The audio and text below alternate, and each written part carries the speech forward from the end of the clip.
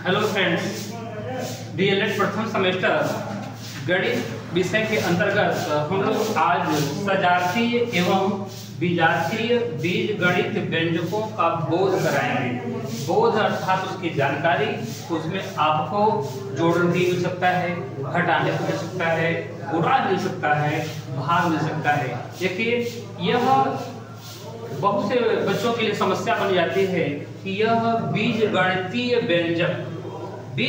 व्यंजक जहां दिख जाता है वो तो प्रश्न से थोड़ा दूर हट जाते हैं, लेकिन हम वैसा की कोशिश करेंगे कि हमारा वीडियो देखने के बाद उनको आज के बाद बीजगणित से डर लगना तो बंद हो जाना चाहिए। जैसे हम बात करें तो पहले इसमें आपको पहला टर्म है कि सजातीय और विजातीय। पहले हम जानेंगे सजातीय पद क्या होते हैं और विजातीय पद क्या होते हैं। हम बात करेंगे सजातीय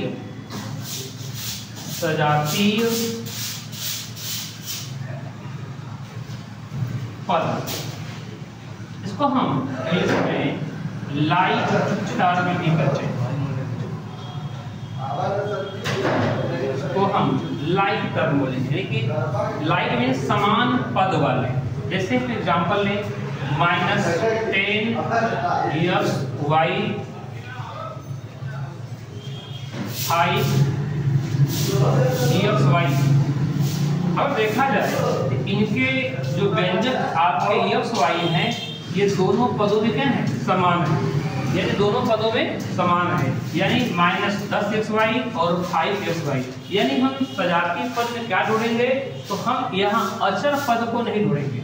अब हम वेरिएबल देखेंगे तो वेरिएबल समान है कि नहीं।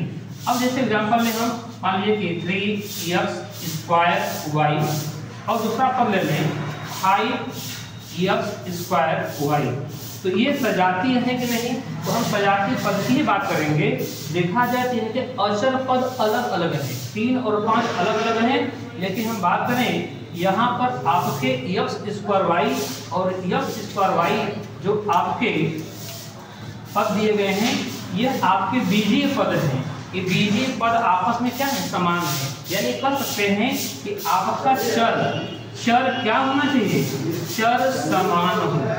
हम केवल चर के समानता की बात करेंगे, यहाँ अचर की बात नहीं करेंगे। अचर की हम बात नहीं करेंगे, हम बस बात कर रहे हैं कि चर की समानता। यदि चर समान हो तो क्या कहलाएगा, ये सजातीय पद कहलाएगा। अब हम दूसरी बात करें, सजातीय पद के बाद नंबर आता है नेक्स्ट विजातीय पद। अब विजातीय पद क्या होता है,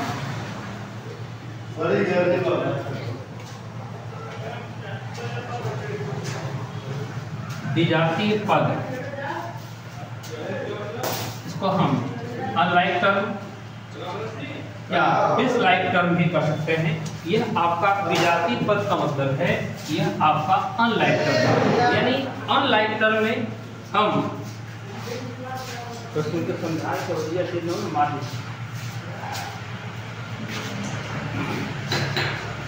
अब हम बात करेंगे विजातीय पद क्या होता है, यानी अनलाइक टर्म।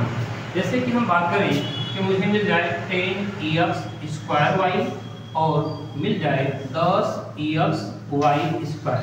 अगर हम दोनों पदों में देखें तो दोनों पदों में समानता तो नहीं दिखाई दे रही।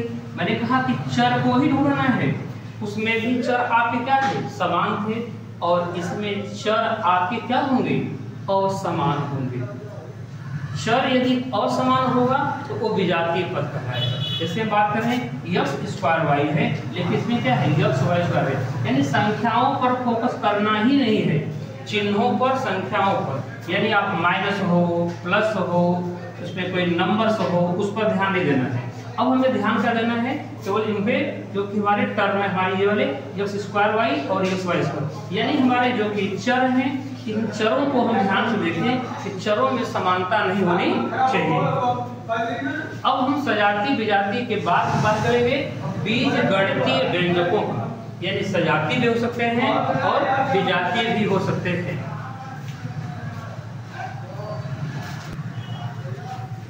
चर के असमान होने का मतलब है वो विजातीय पद है। अब हम बात करेंगे बीजगणितीय व्यंजकों की। बीजगणितीय व्यंजक क्या है? अब हम व्यंजकों की बात करें, मेरे पास कुछ प्रश्न है, जैसे कि योगफल। जैसे मैं योगफल की बात करूं, योगफल यानी जोड़, योगफल यानी जोड़, जोड़ने की बात करेंगे। अरे मोदी पकड़ा गए, चल मैं योगफल अर्थात हम जोड़ की बात करेंगे। मेरे पास कुछ प्रश्न हैं, जैसे सिंपल से बात करें 5x प्लस 13x, या इसको अलग अलग लिख दिया जाए कि आपको 5x और 13x को जोड़ना है, तो मुझे नंबर के साथ साथ ध्यान देना है पहले चर पर।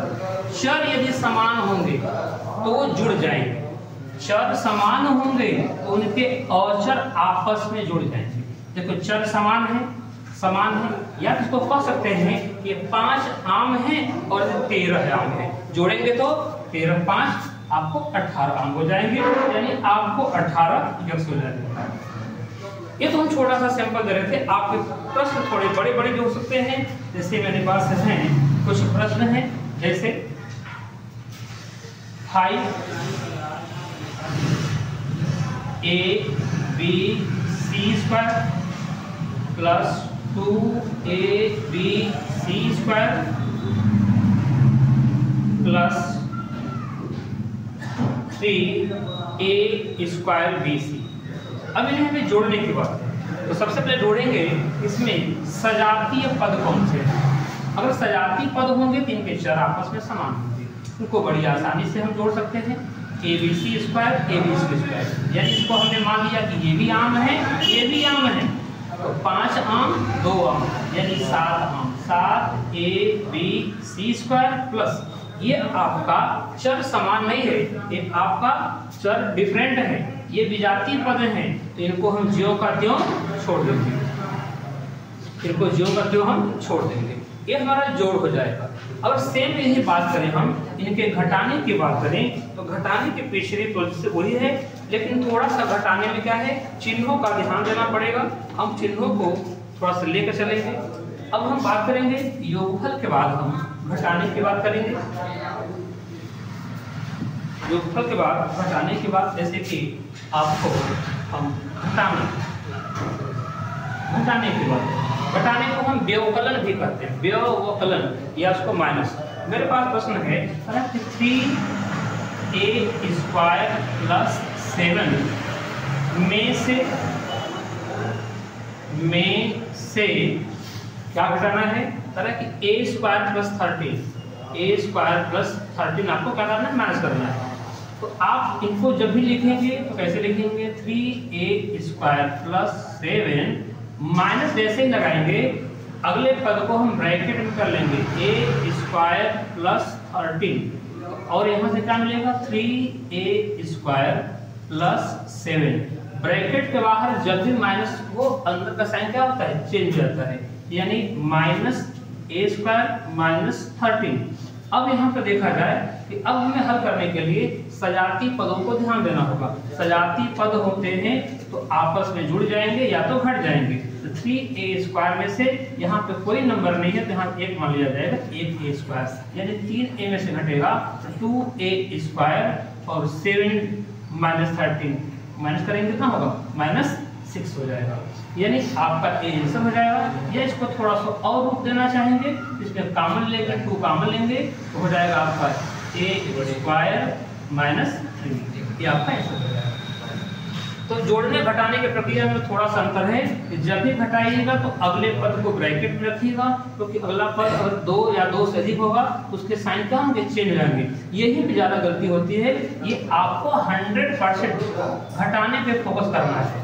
ये जोड़ हो गया, घटाना हो गया। लेकिन अब हम बात करेंगे इसी चैप्टर में बीजगणितीय व्यंजकों के बोध में मुझे कुछ वर्ड प्रॉब्लम होंगे। वर्ड प्रॉब्लम जो कि लॉन्ग क्वेश्चन यानी 2 नंबर में आते हैं, ये आपका 1 नंबर में आएगा और ये आपके 2 नंबर में आने वाले हैं।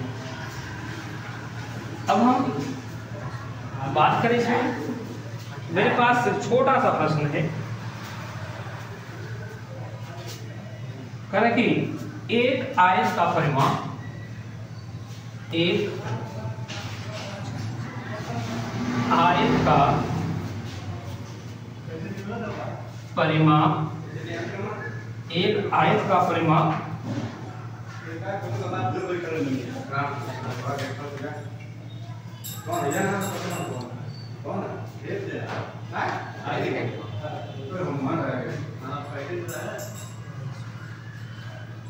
एक आयत का परिमाप, एक सूत्र, एक सूत्र 2 ब्रैकेट में L प्लस B से निकलते हैं, से निकलते हैं। यदि लंबाई 7 मीटर व चौड़ाई 3 मीटर हो, 3 मीटर हो, तो आयत का परिमाप, तो आयत का परिमाप क्या होगा? आयत का परिमाप आपसे पूछ रहा है, तो सीधी सी बात हम करेंगे, इसका सॉल्यूशन है।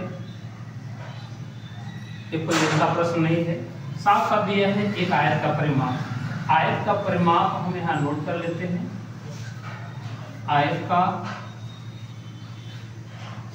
परिमाप 2 ब्रैकेट में L प्लस B है, और जहाँ की आपको दिया हुआ है लंबाई L इक्वल टू 7 मीटर और चौड़ाई B इक्वल टू दिया है 3 मीटर। इसकी वैल्यू को हम पुट कर देते हैं। तो ब्रैकेट में लंबाई कितनी हो जाएगी 7 प्लस चौड़ाई कितनी हो जाएगी 3, यानी हो जाएगा 7 से 10 तो 20 मीटर। आपको ऐसे वर्ड प्रॉब्लम आते हैं पेपर में, लेकिन आप लोग परेशान हो जाते हैं। ये प्रश्न ज़्यादा कठिन नहीं होते हैं, इससे हमें लड़ना होगा। हम इससे प्रश्न भी मेरे पास फिलहाल में प्रश्न पत्र नहीं है, नहीं तो हम वहाँ से सॉल्व कर लेते, लेकिन हम आपके सभी प्रश्न पत्रों को हल करके एक बार लेके आने का प्रयास करेंगे। ऐसे प्रश्न हमको नहीं मिल रहे हैं, लेकिन फिलहाल में हम एक प्रश्न ऐसा ही ले रहे हैं, जैसे कि एग्जाम्पल के तौर पर दे दिया जाए कि मेरे पास, मैं कुछ इस टाइप का प्रश्न दे रहा हूँ। इसके बाद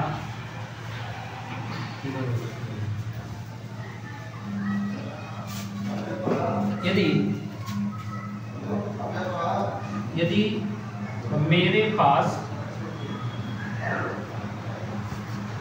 x² प्लस 3x प्लस 5 रुपए हैं और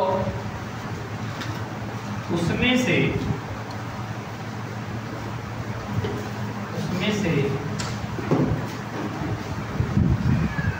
6x प्लस 7 रुपए हो गए तो शेष पैसे या शेष धन की बात कर रहा है। तो सबसे पहले हम ये देखेंगे इसमें मेरे पास कितने रुपए थे या हैं और उसमें से कितने रुपए हो गए, यानी माइनस करना है, हो गए। तो इसको पहले क्या करेंगे, पहले इसको ऐसे लिखेंगे x² plus 3x plus 5 minus 6x plus 7। सबसे बड़ी गलती हमारी क्या है, यहीं पे है। तो हम क्या करते हैं, साफ दिख रहा है कि माइनस करना है, इसको लिख करके इसमें से हम माइनस कर देते हैं। नहीं, जब आपको बीजी व्यंजक मिले तो अगले पद को हमेशा ब्रैकेट में रखना, यही इंपॉर्टेंट है। अब हम इसको x² plus 3x plus 5 minus bracket के बाहर जब भी माइनस हो अंदर का साइन चेंज हो जाएगा 7। अब इसको हल करेंगे हम तो मुझे क्या मिलेगा एक्स स्क्वायर। सजाती पदों को देखते हुए 3 और 6 देख रहे हैं कि आपका सजाती पद है, लेकिन माइनस करेंगे कितना बचेगा -3x और 5 में से 7 घटेगा तो -2। ये आपका आंसर हो जाएगा, जो कि ये हमारे 2 नंबर के हैं। ये इंपॉर्टेंट प्रश्न है इस टाइप के, और आपका 2 नंबर पक्का, 2 नंबर पक्का, ये 2 नंबर आपका फिक्स है, ये 2 नंबर आपको पक्का होने चाहिए। शेष ऐसे ही वीडियो आपको मिलते हैं।